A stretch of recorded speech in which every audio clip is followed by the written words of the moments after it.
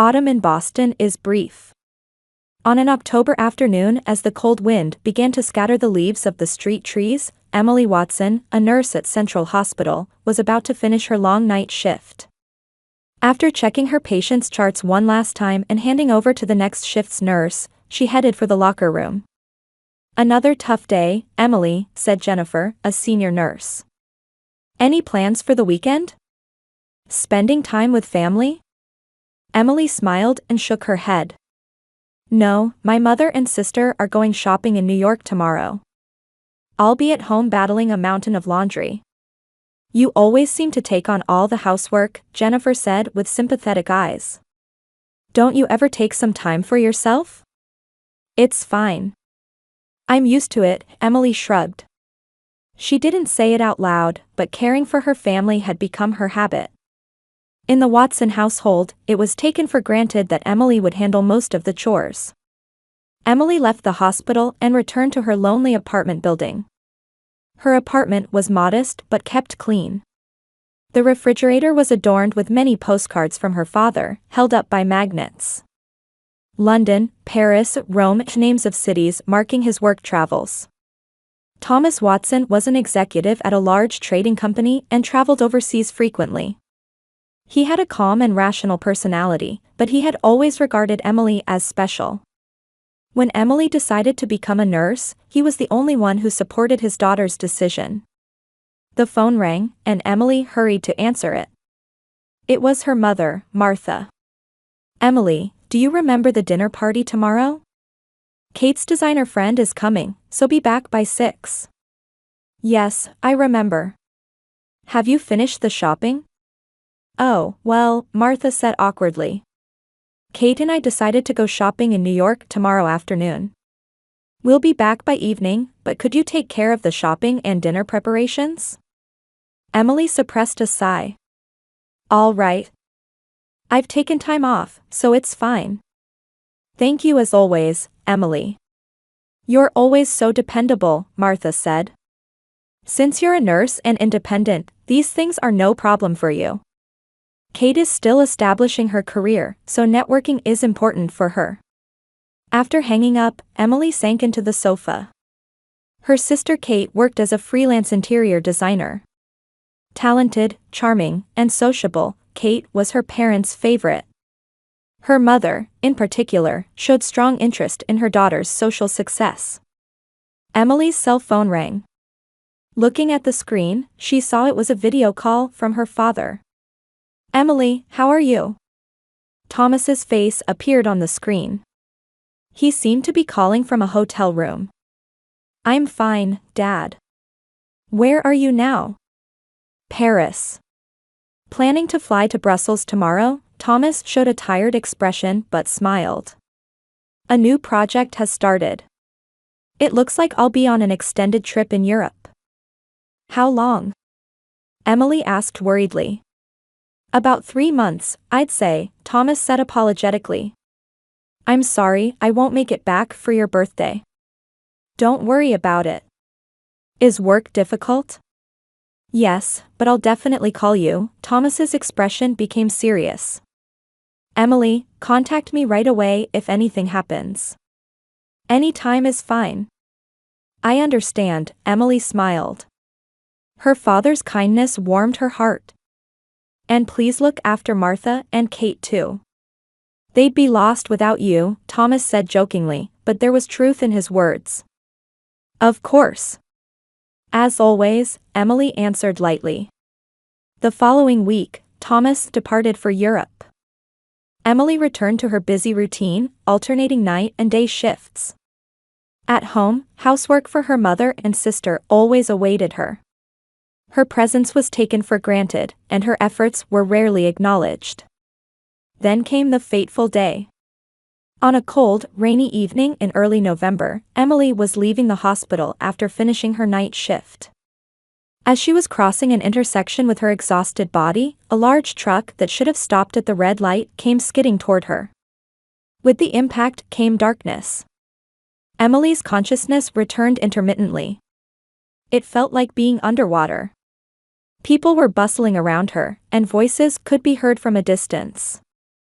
The emergency room at Central Hospital was filled with tension. The medical staff worked as one to save the life of their colleague, Emily Watson. "It's Watson." She was on her way home after the night shift, Dr. Martin, the emergency department chief, exclaimed upon recognizing her. "Contact her family." From Emily's personal file, her mother Martha's phone number was found as the emergency contact. A young nurse dialed the number with trembling hands. Outside, it was still dark before dawn. "Hello, Mrs. Watson? This is the emergency department at Central Hospital. Your daughter Emily has been in a traffic accident."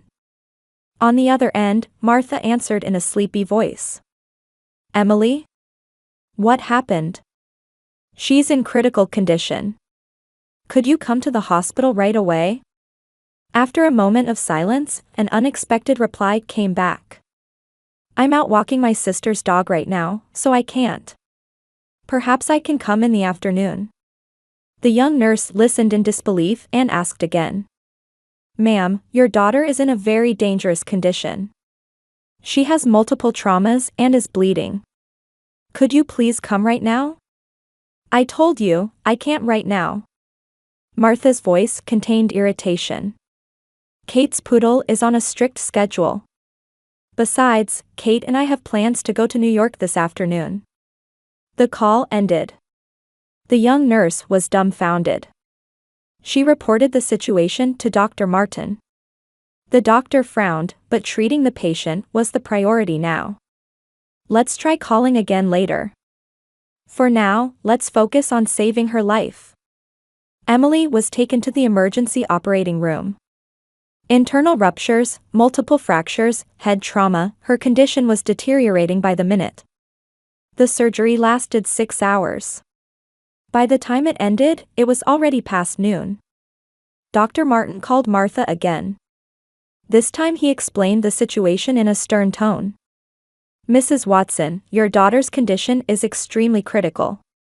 She has multiple fractures, internal injuries, and brain edema. I strongly recommend that you come as soon as possible." "I understand," Martha replied curtly. But there was no further response. Emily was moved to the ICU.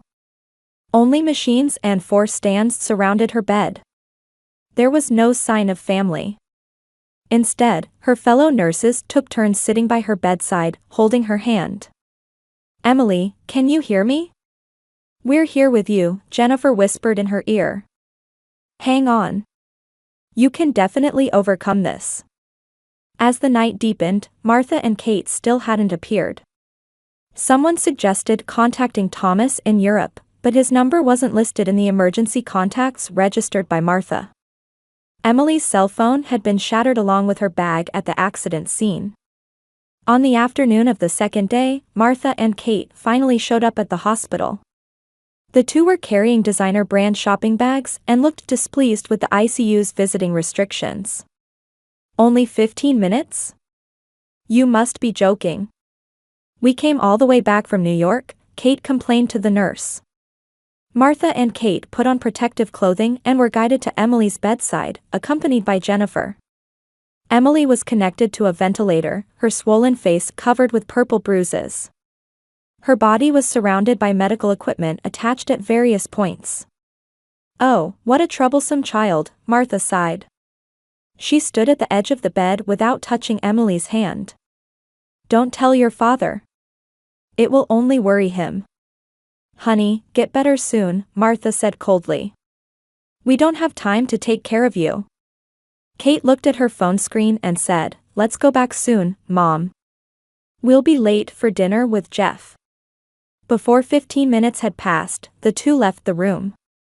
Jennifer, trembling with anger but suppressing her emotions as a professional, continued to care for Emily. In her fading consciousness, Emily had heard fragments of her mother and sister's conversation. Her heart froze not from the pain but from the cold reality.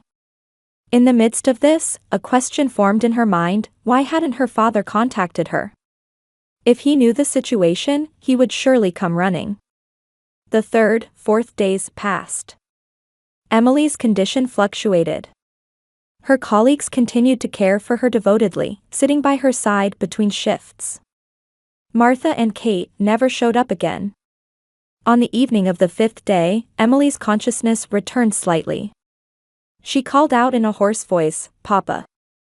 Jennifer, who was in the room, gripped her hand tightly. "Emily. Can you hear me? Move your finger." Emily moved her finger slightly. It was enough to make Jennifer cry. Thank goodness, Jennifer gently kissed her forehead. "We're trying to contact your father. But he's overseas." Emily closed her eyes again. However, her brain was gradually regaining function. She tried to understand the situation from the fragmentary conversations she heard. Why was there no contact from her father? Why hadn't her mother and sister informed him? By the 7th day, Emily's condition miraculously began to stabilize. She could breathe without the ventilator for short periods, and her consciousness became clearer. The doctors were amazed at her resilience. "Nurses are tough," Dr. Martin said, delighted with her recovery. "Your recovery is a medical miracle, Emily." Emily asked Jennifer for paper and pen. With a shaking hand, she wrote one question. "Contact Dad." Jennifer showed a troubled expression. "Your mother said to keep it from your father, but of course we should contact him. Do you have his contact information?" Emily nodded weakly and tried to write a number on another piece of paper. However, her body was still weak, and the pen slipped from her hand. Instead, she wrote, "Dad's company." Jennifer nodded in understanding. "I see. Thomas Watson, European branch manager of Global Trading Company. I'll try to find him." Emily squeezed Jennifer's hand, conveying her gratitude. In her mind, her mother's words, "Don't tell your father," kept repeating. Why didn't her mother want to inform her father? There must be some hidden reason. And Emily made a decision. She had the right to know. And her father had the right to know the truth. While pushing her weak body, she began to formulate a plan. On the morning of the 8th day after the accident, the Boston sky was covered with leaden clouds. A luxury SUV slid into the Central Hospital parking lot, and Martha and Kate got out. The two headed for the hospital entrance, showing the fatigue from last night's party on their faces.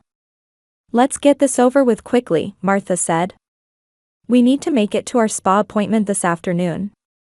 "Why does Emily always cause problems?" Kate sighed. "Dad's coming back the day after tomorrow, and we're in this situation." Martha's face tightened. "I haven't told your father about the accident. I told him she's been in bed for a few days with a simple cold. But what if Dad tries to call Emily directly? Emily's cell phone was destroyed in the accident. Besides, Dad thinks Emily is busy with night shifts, so he won't think it's strange if he can't reach her," Martha replied. "Anyway, today let's tell her Dad's worried about you too, and leave quickly." The two approached a nurse at the ICU entrance. "We're here to visit Emily Watson." The nurse checked the chart and showed a slightly confused expression. "Mrs. Watson. This way, please." Martha and Kate followed the nurse, unaware of anything amiss. The solemn atmosphere of the ICU enveloped them. In other rooms, family members were praying, encouraging, and sometimes crying at patients' bedsides. However, no such emotions were visible on their faces. The nurse stopped in front of a bed by the window. As the curtain was opened, Martha gasped at the sight. The bed was empty. The sheets were neatly made, and the four-stand and heart monitor had been removed. Emily was nowhere to be seen. "Has she been transferred somewhere?" Martha asked the nurse. Her voice contained more displeasure than surprise. The nurse answered calmly, "No, she's been discharged." "Discharged?" Kate exclaimed. "But wasn't she in critical condition?" Ms. Watson's recovery was remarkable, the nurse explained. Though she was in a dangerous state for a while, with her strong will and resilience, she was given permission to leave last night. But where did she go? Martha asked in a confused voice. She hasn't come home. I'm sorry, but I cannot answer questions regarding the patient's privacy, the nurse said politely. Martha couldn't hide her irritation. I'm her mother. I have a right to know. Oh, Mom, look, Kate pointed at the bed. There's something there. In the center of the bed lay a white envelope. On the surface, for Martha Watson, was written in careful handwriting. Martha quickly took the envelope and pulled out a memo paper. As her eyes followed the text, the color drained from her face.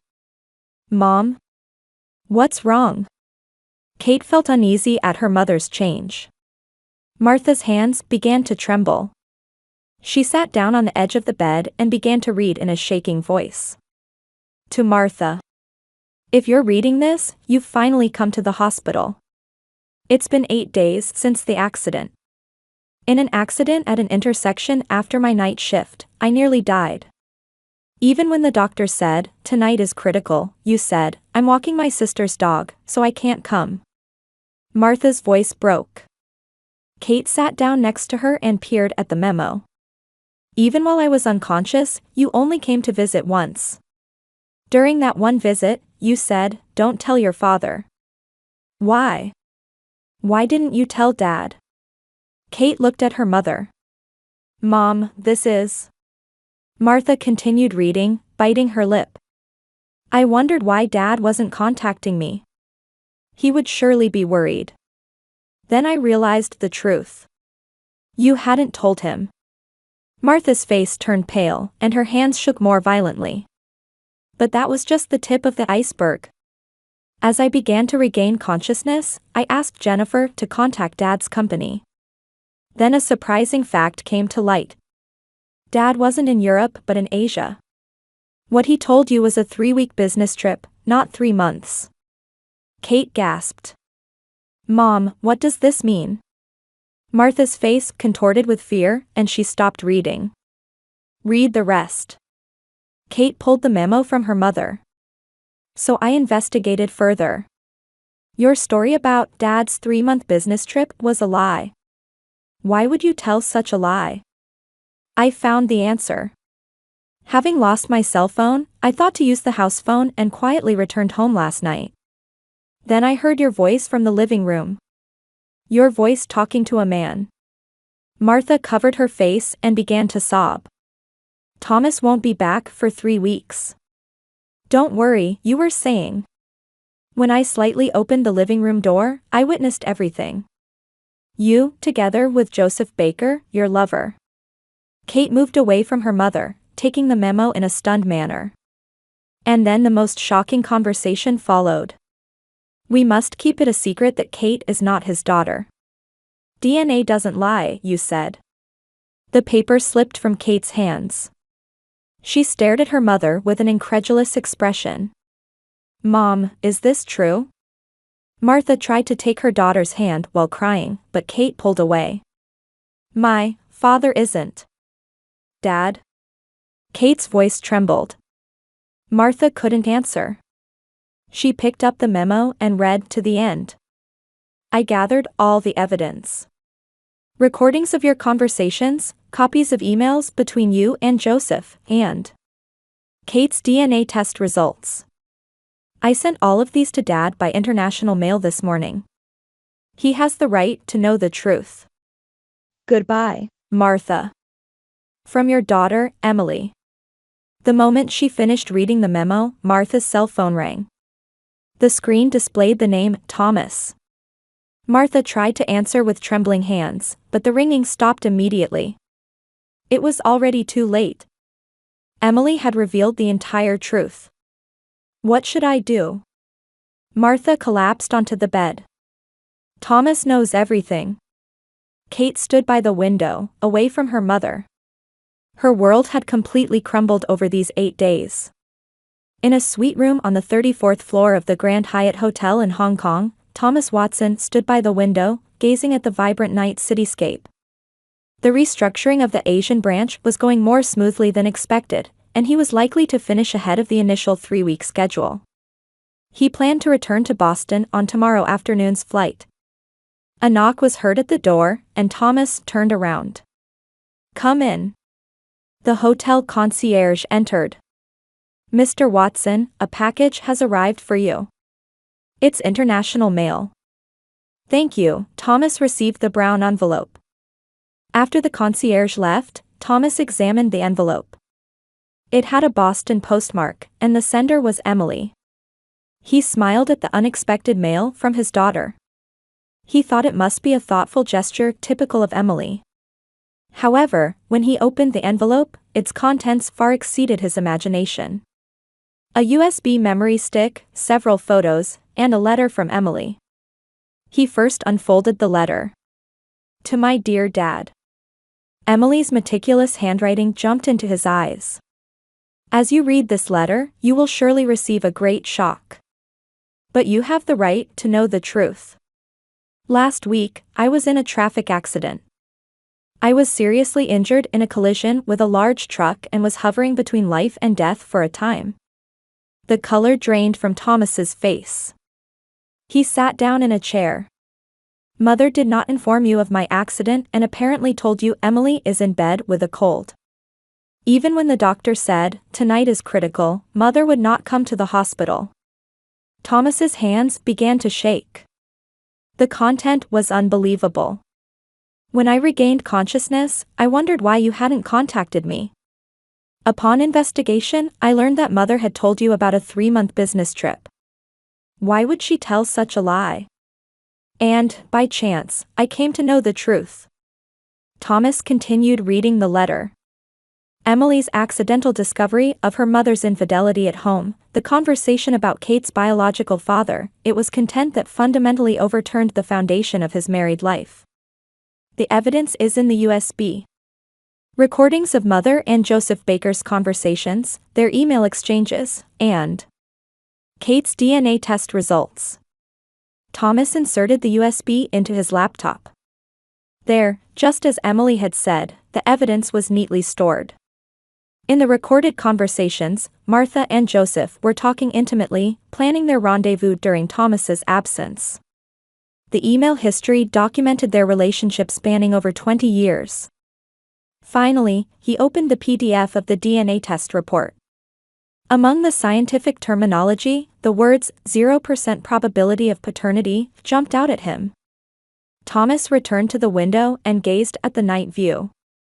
However, what his eyes saw was not the brilliance of Hong Kong, but the sight of 28 years of married life crumbling away.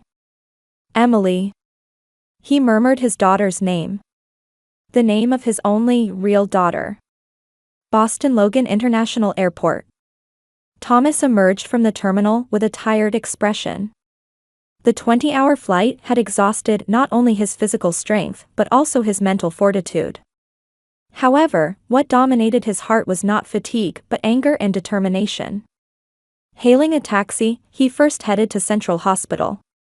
However, at the reception, he was told his daughter had already been discharged. Discharged? But wasn't she seriously injured? Thomas was confused. Ms. Watson's recovery was remarkable, the nurse explained. Her colleague, Jennifer Foster, said she would care for her at home, and the doctor gave permission. Thomas breathed a sigh of relief. At least his daughter was in a safe place. He asked for Jennifer's contact information, deciding to visit later. Next, he took a taxi to his home. As the car entered the quiet street of the upscale residential area, he felt his heart rate increase. The house he had lived in for over 20 years now felt like an unfamiliar place. Opening the front door, he quietly entered the house. He could hear sounds coming from the living room. Martha and Kate seemed to be working on something. "Thomas!" Martha exclaimed in surprise upon seeing him. "You weren't supposed to be back until tomorrow." "Work finished early," Thomas said coldly. His eyes noted the suitcases and boxes scattered around the living room. "Preparing to move?" Martha's face tensed. "Thomas, I couldn't answer your call." "I can explain." "Explain?" Thomas's voice was quiet yet dignified. Can you explain over 20 years of lies? Kate stood silently in the corner of the room. Her eyes were red and swollen as if she had been crying.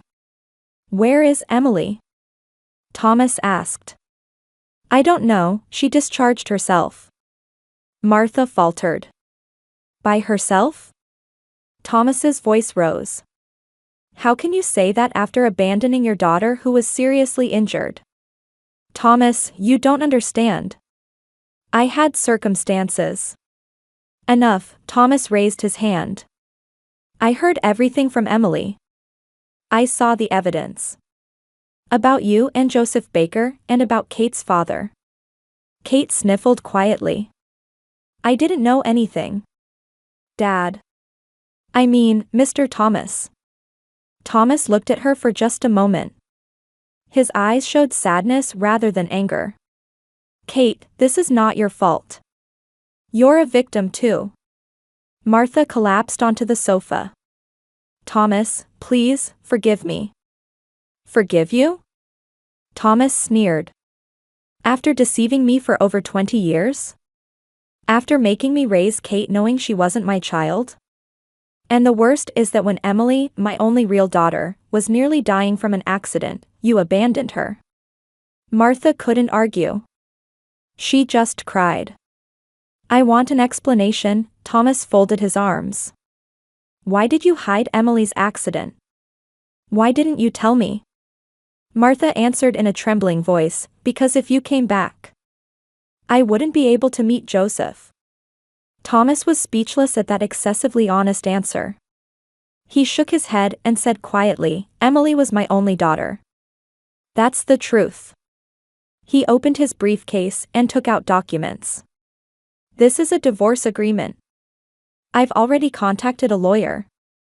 Including claims for compensation, everything will proceed as written here. I want you both out of this house by tomorrow. But where should we go? Martha appealed, crying. That's your problem, Thomas said coldly. It's time to pay the price for 20 years of lies. He went upstairs to his study. Closing the door, he released his emotions for the first time. With a deep sigh, he collapsed into his chair. On the desk was a photo of him and Emily. It was a commemorative photo from the day she graduated from nursing school. He picked up the photo and traced Emily's smile with his finger. Emily. He murmured. I'm sorry I couldn't protect you. Morning light streamed through the window of a small Boston apartment. In a room in Jennifer Foster's apartment, Emily sat on the sofa reading a book. Her body was still weak and faint, fading scars remained on her face. A knock was heard at the door. When Jennifer opened it, Thomas Watson was standing there. Emily. Thomas spotted his daughter as soon as he entered the room. He approached quietly and knelt before the sofa. Emily, I'm sorry I couldn't protect you. Emily took her father's hand, tears in her eyes. Dad, do you know everything? Yes, everything, Thomas nodded. I saw your letter and the evidence. The lies of that family, and that no one was by your side while you were suffering from the accident. My colleagues were there for me, Emily smiled. Like a real family. A month later, Emily and her father moved to a new apartment. Thomas had left the company he had worked for many years and transferred to another firm in Boston. He had chosen to work near his daughter. How's the position of this shelf? Thomas asked as he mounted a bookshelf on the wall of the new living room. Perfect, Dad, Emily smiled. Her condition was improving day by day. At dinner time, Emily's colleagues began to visit frequently.